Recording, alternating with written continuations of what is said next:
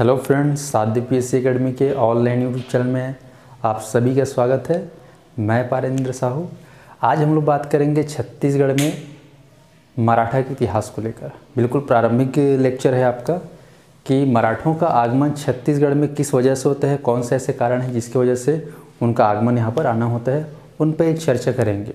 तो ये प्रारंभिक आपका टॉपिक है मराठे के इतिहास को लेकर। तो चलिए हम लोग बात करते हैं मराठों के इतिहास को लेकर कि मराठों का आगमन छत्तीसगढ़ में क्यों होता है। क्योंकि इससे पहले जो है छत्तीसगढ़ में लगभग 1000 से लेकर 1741 तक कलचुरियों का शासन रहा छत्तीसगढ़ में। और ये लगभग 750 का कहना चाहिए शासनकाल, लंबे समय तक कलचुरियों का बने रहना एकाएक कैसे ख़त्म हो गया। तो उसका कोई एक कारण नहीं है, बहुत सारे ऐसे कारण हैं जिसकी वजह से जो है कलचुरियों का शासन का पतन हो गया और मौका मिला मराठों का छत्तीसगढ़ में आने का और उनका शासन वहाँ से फिर स्टार्ट होता है। तो यहाँ पर नीचे पीछे देखो, ठीक है, लिखा हुआ है क्या आपका कुछ बेसिक पॉइंट्स जिस पर हम लोग डील करेंगे। तो यहाँ पर देखिए मराठा भोसले, मराठा को ही भोसले कहते हैं, भोसले को ही मराठा, क्योंकि मराठे के अंतर्गत आपके ब्रांच है भोसले, गायकवाड़, सिंधिया, ऐसा करके आपका। तो यहाँ पे मराठा बोले चाहे भोसले बोले, दोनों का मतलब एक है, ठीक है, आपको अलग नहीं मानना है। क्योंकि जो भोसले हैं इनको जो है नागपुर क्षेत्र मिला हुआ था। तो देखिए ये हमारा छत्तीसगढ़ का मैप है।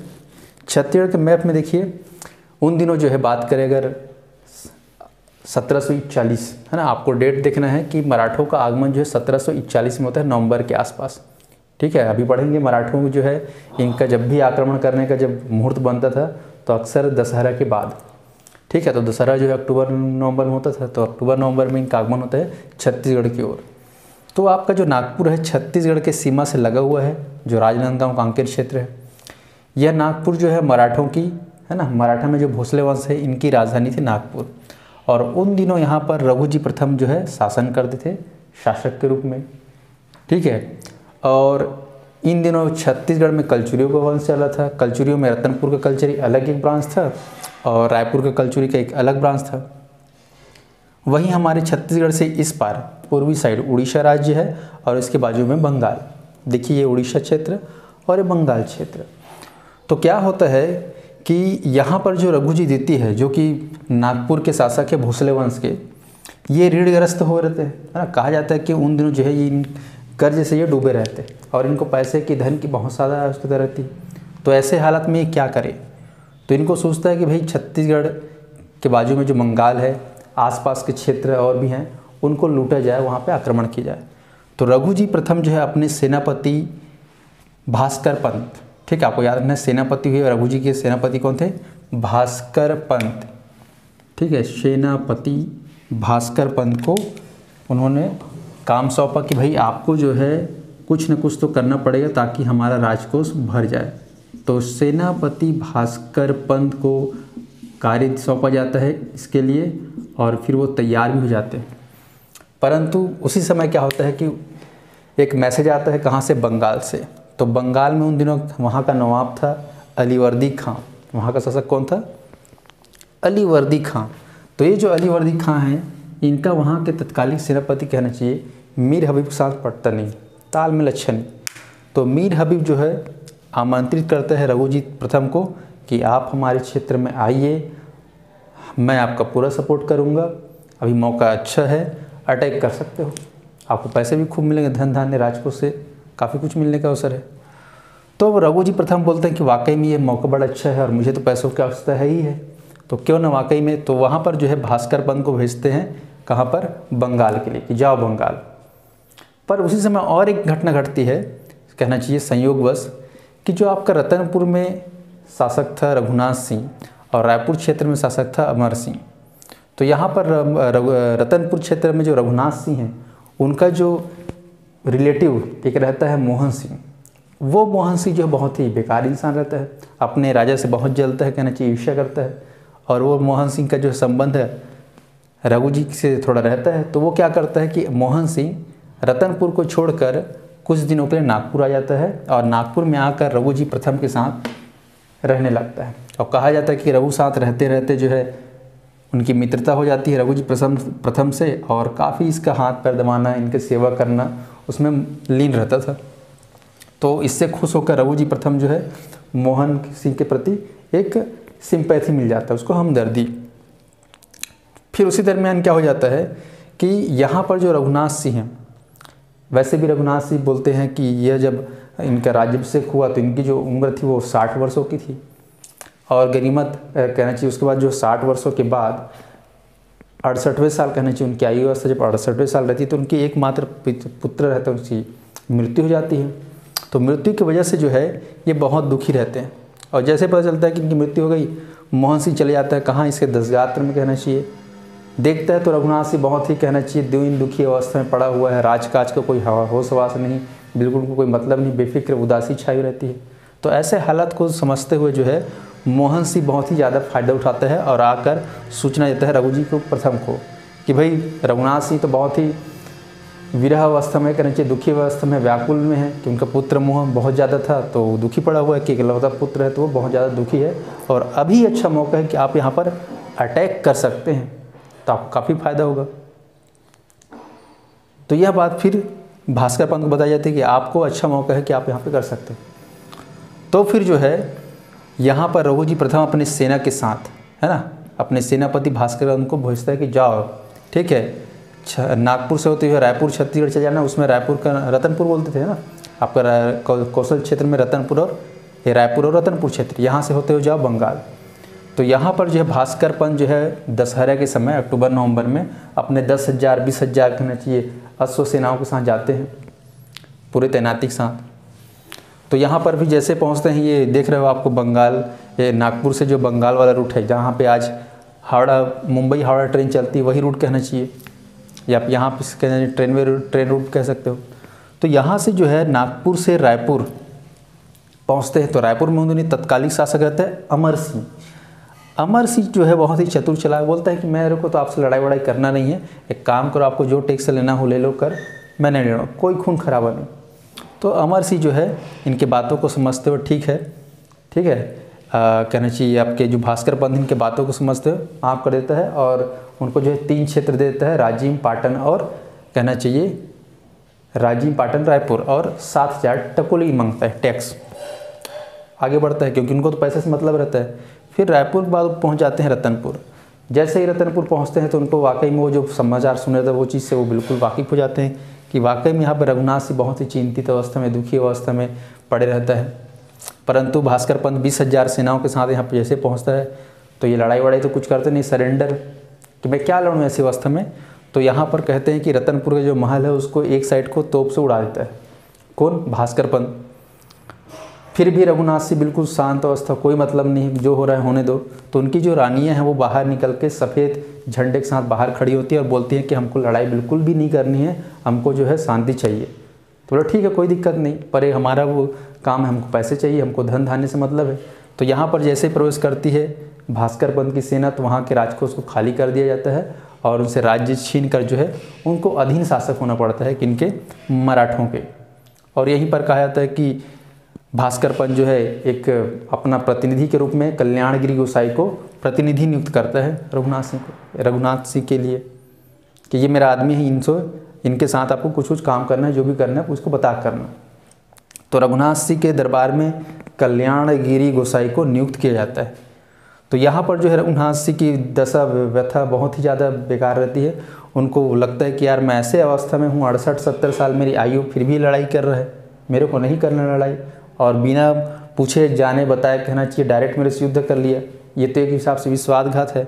तो बोलते हैं कि रघुनाथ जी ने जो है इनको जो है आह दिया, कहना चाहिए श्राप दिया, अभिशाप दिया कि तुमने मेरे साथ जो गलत किया है इसका तुमको जरूर दंड मिलेगा, और तुम भी जो है किसी न किसी रूप में तुमको धोखा मिलेगा, तो तुम कहीं ना कहीं तुम्हारे साथ अन्याय जरूर होगा, तुम्हारे साथ गलत जरूर होगा।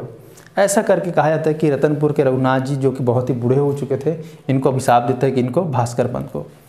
उस चीज़ को इग्नोर करते हुए भास्कर पंत आगे बढ़ जाता है, मुझे तो पैसे से मतलब तो जो मुझे मिल गया। तो यहाँ से रतनपुर पास चले जाते हैं, कहाँ, बंगाल क्षेत्र। बंगाल में पहुँचते हैं तो वहाँ पे जो है अलीवर्दी खां बहुत ही चतुर चालाक, मीर हबूब वहीं रहता है। तो वहाँ पे समझौता हो जाता है, ठीक है, अलीवर्दी खां और भास्कर पंत के साथ।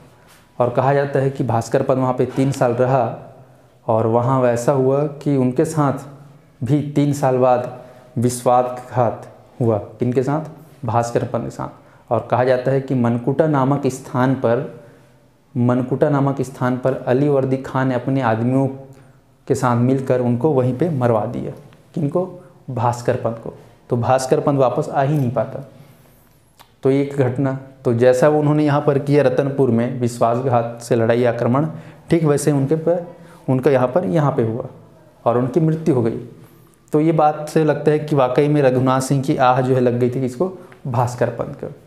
तो ये एक रीज़न था। तो आपको समझ में आ गया हो कि रघु जी के सेनापति भास्कर पंत कैसे गए थे नागपुर से रायपुर। वहाँ पे उस शासक कौन थे उन दिनों? अमर सिंह। रतनपुर में शासक कौन थे? रघुनाथ सिंह। दोनों अधीन शासक बन जाते हैं, ठीक है। और यहाँ पर जैसे रघुनाथ सिंह की मृत्यु हो जाती है, अगला शासक बनता है मोहन सिंह, जो कि बहुत ही चापलूस रहता है। मोहन सिंह, आपको याद रखना कौन बन जाता है अगला शासक? मोहन सिंह। तो ये एक कहना चाहिए बेसिक परिचय कहना चाहिए।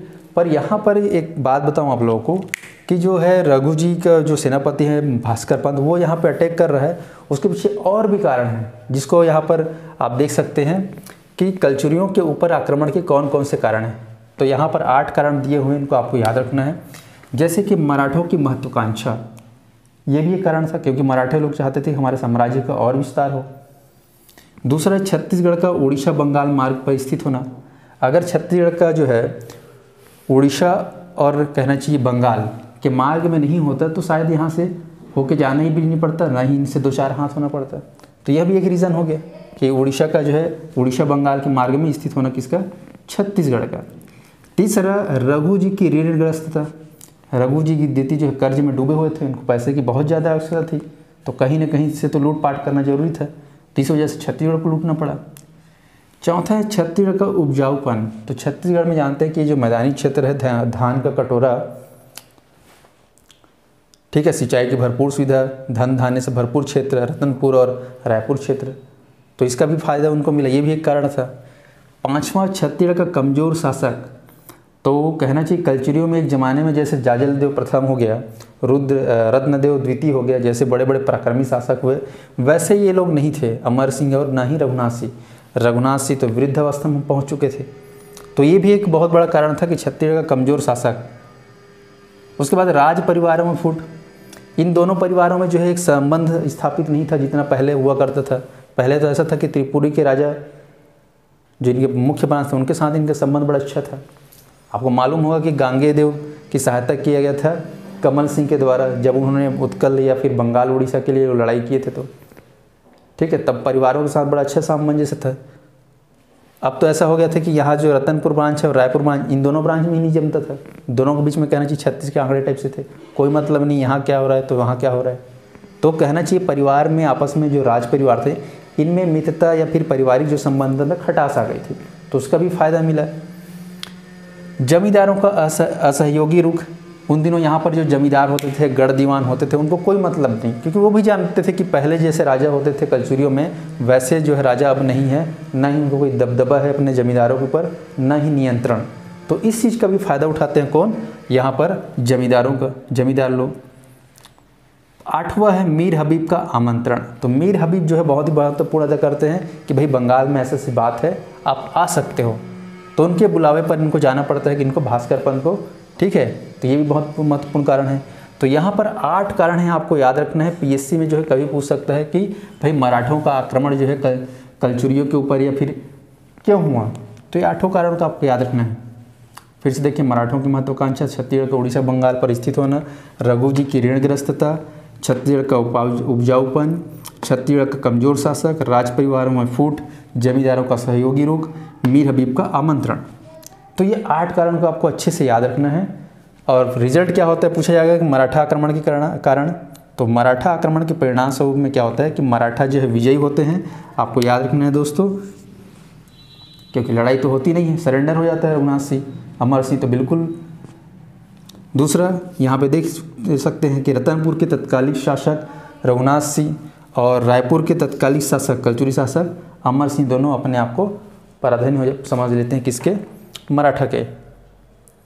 तो इस तरीके से जो है रघु जी प्रथम का अटैक छत्तीसगढ़ में होता है, अर्थात मराठों का अटैक होता है छत्तीसगढ़ में पहली बार, क्योंकि यहाँ पे बहुत ऐसे कारण हैं जिनसे इनको मौका मिलता है यहाँ पर आक्रमण करने का। तो मुझे लगता है कि आप लोग को बेसिक समझ में आया होगा कि कैसे मराठों का आक्रमण हुआ छत्तीसगढ़ के ऊपर, ऐसे कौन कौन से कारण हैं। तो लगभग 8 कारण हैं, मीर हबीब कारण और छत्तीसगढ़ के तो बहुत सारे कारण हैं यहाँ पर लिखे हुए हैं, जैसे कि मराठों की महत्वाकांक्षा, छत्तीसगढ़ का उड़ीसा बंगाल पर स्थित है ना, रघु जी की ऋणग्रस्तता, छत्तीसगढ़ का उपजाऊपन, राज परिवारों में फूट, छत्तीसगढ़ का कमजोर शासक और जमींदारों का असहयोगी रूप। तो ये 7 कारण तो बहुत ही खास हैं जिसके वजह से मराठों का प्रवेश होता है छत्तीसगढ़ में। तो ठीक है दोस्तों, आप लोग को ये समझ में आया होगा मराठों का आक्रमण छत्तीसगढ़ में कैसे होता है। अगले वीडियो में फिर हम आप लोगों से मुलाकात करेंगे, इससे आगे बात करेंगे। पिम्बजी भोसले के बारे में पढ़ेंगे, मराठा शासक, क्योंकि उनका जो शासनकाल है छत्तीसगढ़ में बहुत ही उल्लेखनीय रहा। बहुत सारे ऐसे कार्य उन्होंने किए जिनसे उनको याद किया जाता है छत्तीसगढ़ के इतिहास में। तो ठीक है, फिर मिलेंगे आपके साथ, तब तक के लिए नमस्कार।